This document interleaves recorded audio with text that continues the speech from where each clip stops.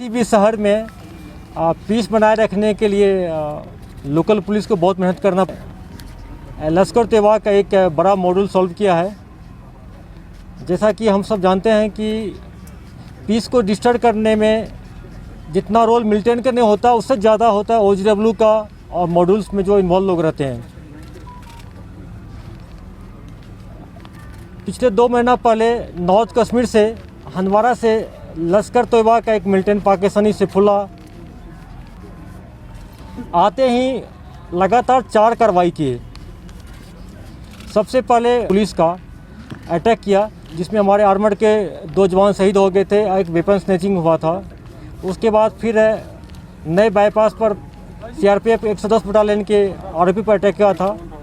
हालांकि उसमें कोई इंजरी नहीं हुआ। पूरा में अटैक किया था CRPF पर, जो हमारे CRPF के जवान ऑफिसर फाइनल ड्यूटी पर थे, उसमें एक SI शहीद हो गए थे। इस मॉड्यूल का हिम्मत बढ़ता गया और 5 अक्टूबर पर चौथा अटैक किया जिसमें हमारे CRP के 2 शहीद हो गए, 3 जख्मी हो गए। हमारे पुलिस ने, श्रीनगर पुलिस ने खास करके वेस्ट जोन के SP साहब, SDPO, SHO तीनों की टीम मिलके 3-4 स्पेशल टीम बनाए जिसको बार बार SSP साहब, DI साहब गाइड करते रहे। और इस टीम ने करीब 10-15 लोगों सस्पेक्ट को ह्यूमन इंट और टेक्निकल इंट की बेस पर पकड़ के लाया, थ्रोली इंट्रोगेट किए।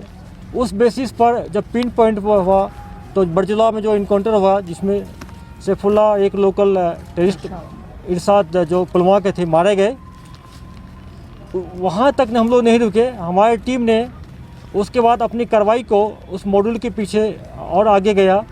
उसके दरमियान जो पाया गया कि इस सारे अटैक करने के पीछे जो मॉड्यूल काम कर रहा था उसमें 3 से लेकर 10 तक आइडेंटिफाई करते करते 6 को पिन पॉइंट किए और 6 जो मिलिटेंट के एसोसिएट थे LAT के, उसको पकड़ने में कामयाबी मिली।